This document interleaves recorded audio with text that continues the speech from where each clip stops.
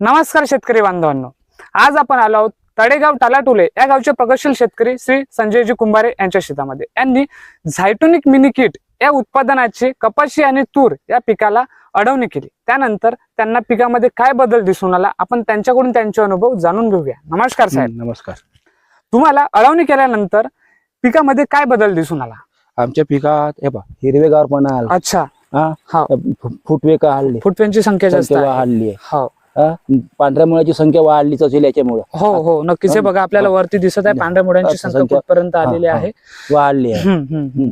आणि पाणी साचल्यामुळे पूर्ण प्लॉट पिवळा पडला. त्याच्यामुळे त्याची ड्रिंकिंग म्हणजे आळवणी करणे आवश्यक होतं. येस. आणि त्याच्यामुळे पिवळसरपणा वगैरे निघून गेला. हिरवी पडली आणि पाण्याचा चांगला निचरा झाला म्हणू शकतो आपण.